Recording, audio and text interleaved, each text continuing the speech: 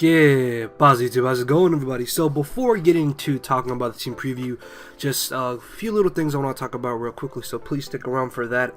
And first off, this battle was actually pretty good in my opinion, especially because I haven't played Pokemon in a while, so you guys are going to see that in this match I do make some very questionable and bad plays. But again, it's just due to rust. But first off, if you guys missed my Lumio Station upload, or if you are not subscribed to Lumio Station, I'll leave a link to that video down in the description so you guys can go check it out and show me support. I upload there every Sunday. So yeah, second off, I think what I'm going to do now is probably just upload Monday through Friday. So that's 5 videos a week, and that's 20 videos in a month. So that's kind of like what I want my goal to be. Originally, before I had all this mess happen, I used to upload at least 6 times a week.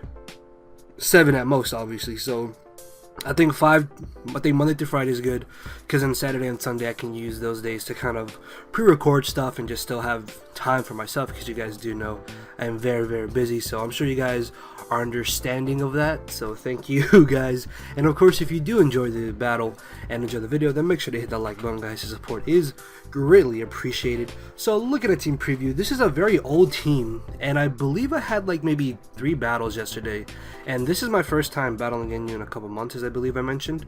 And I'm surprised that this team still actually works kind of well. And as soon as I saw my opponent's team, I saw Xatu, which Xatu is a bit of annoying to my team, just because the main focus of it is to lead off with Crustle, get up hazards, then hopefully find some area in between the match to be able to bring in Gorbis, Shell Smash to either Girder, Leafeon, or Mesper. But he has this Jinx, so I knew if I did Shell Smash with Gorbis that I would risk him possibly putting something on my team to sleep, so I have to watch out for that Jinx. A Sock could be a major problem if I lose my Mismagius or my Mesprit. A Ferroseed, depending, could be a problem, but I should be able to set up on it with my Leafeon, depending on whether or not it has Gyro Ball. Milk Tank could be a little bit annoying, just because if it does carry Thunder Wave, which I have seen some carry Thunder Wave back in the day, that's really going to kind of hinder my Pokemon. Then Zangoose is always a threat. This thing is powerful after Toxic Boost. So honestly, my thought process, was that his whole team is scary. I'm going to get utterly destroyed, but it did turn out to be a pretty good match. So let's get this started. So I'm going to be leading off with my Mismagius, actually predicting him to lead off with his Xatu, thinking that I will lead off with my Crustle, but he actually ends up leading off with the Jinx. Now turn 1, I'm already thinking, okay, what if he has Focus Sash? So I was contemplating on whether or not I should double switch into my Girder, predicting him to switch into his Milk Tank or his Ferroseed, or if I should stay in, just go straight for Shadow Ball and break the potential Sash and risk my Mismagius going to sleep. So I decided to make a rather risky and ballsy play, and I double switched directly into, well, I don't know if you will call it a double switch, but I switched into my Girder, predicting him to switch out, banking on the fact that he was in a Focus Sash variant, and thankfully for me, he doesn't end up switching out to Ferroseed, and I'm already off to a really good start, as I'm able to knock off the Eviolite from this Ferroseed. It's not going to be as bulky as it normally is. So after Elite sees me, I'm thinking, okay, he's going to switch out, so what I'm going to do is bring in my Mesprit, or he's going to get up a layer of Spikes. But no, he actually ends up going for the Toxic, which I was not expecting whatsoever, as he brings in the Xatu. I'm about to just put Thunderbolt on this Mesprit, because I remember when I had this team, Xatu was still a problem back then, and if I had T-Bolt, I might have been able to knock him out that turn, as he brings in the Milk Tank, predicting me to maybe go for like an Ice Beam or a Thunderbolt, as I just end up following up with another Psychic. I then switch into my Gorbis, and this right here is where me being rusty kind of comes into play. I'm thinking, okay, I can bring in Gorbis, I'm going to be able to go for the Shell Smash, pass it off to either my Mesprit, my Leafeon, my Girder, or well, not Mismagius, because he still has the Ferroseed here, and the only attack that I have to hit Milk Tank is Dazzling Gleam, which a +2. I doubt I'll still be able to knock it out. So either one of these 3, I was thinking I could just Shell Smash 2 and then win, right? That's what I'm thinking. So I'm gonna stay in here and I'm gonna go for the Shell Smash, as he ends up switching into the Jinx. And this is why I remembered, oh wait a minute, this is really not good, because none of my Pokemon have Lumberry. So I'm thinking, okay, there's no chance he's gonna Ice Beam, obviously, because I'm a Gorbis. So he's probably gonna go for the Psychic. But if I baton pass to my Mismagius, then that means he can just bring in Milk Tank and possibly live a +2 Dazzling Gleam. And if he has Scrappy, he can knock me out with the Body Slam or paralyze me. Or if his Salk has Sturdy, which it might have Sturdy, he can easily just bring that in and possibly knock me out. So what I decided to do was actually baton pass to my Mesprit in the hopes that even though I am toxic, I could live a hit, live the toxic, and at least knock something out on his team, which was really stupid thinking, because I die and I basically wasted my Gorbis, and then I make another very dumb play, and I bring in my Crystal thinking, oh hey, I can live a Psychic and at least get on my Stealth Rocks. No, that's not the case at all. So I bring in my Mismagius, and now I make a good play in my opinion.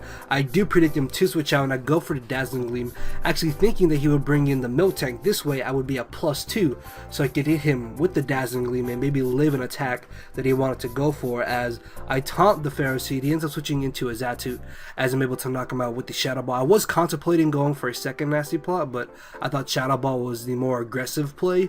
As he ends up bringing in the Sock, I'm actually going to be able to live the knockoff thanks to my Kobo Berry, but he does end up turning out to have the Sturdy, as he's going to be able to knock me out with another knockoff, and it does turn out that he is Scarfed. And the fact that he locked himself into knockoff is very, very bad for him, because now I get a free switch into my Leafeon, which I can easily set up a substitute, because I'm very, very positive that this team is going to switch into his Pharaoh Seed, thinking that I can't do anything to Pharaoh Seed. But this is 6th gen, ladies and gentlemen. Leafeon learns one move that 90% of every other Pokemon learns, and that is knockoff.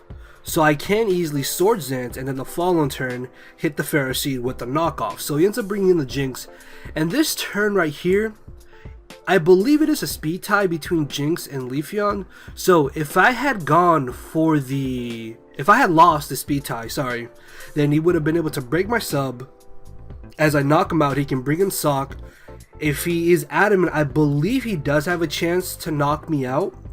But even if he didn't, he probably could have brought me down to the point where his Zigzagoon could have come in, finished me off with a quick attack.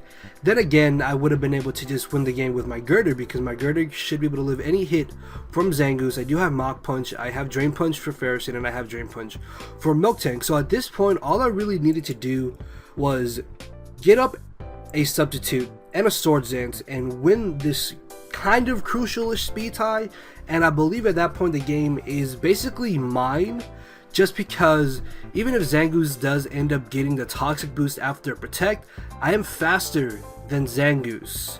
So I'm going to be able to outspeed him and in return knock him out with the Leaf Blade, as he brings in the Zangoose, doesn't even bother going for Protect, as he brings in the Pharaoh Seed.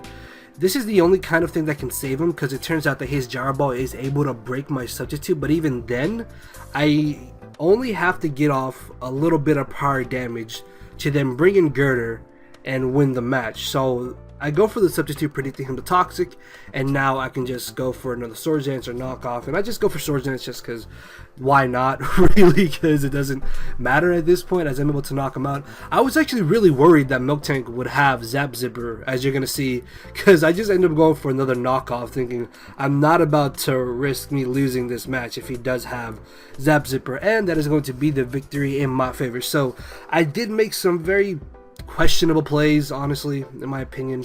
Again, just rusty, but this did turn out to be a pretty decent enough match to upload, in my opinion. And I apologize if the narration was a little bit off. As you guys know, I haven't really narrated much in the past couple of weeks, so I still kind of have to get back into the swing of things. Plus, live narrating and like post narrating, in my opinion, are like two, and probably an opinion of a lot of people, like two totally different things. And just, yeah, hopefully you guys did enjoy it. If you did, then you know what to do. And with that being said, guys, everybody use sub SD Leafeon. I don't know if that became popular. I know that was kind of a thing back before I stopped playing NU, but as you can see, it's a massive giant threat. Just use it. I'm moving my arms a lot. I don't know why.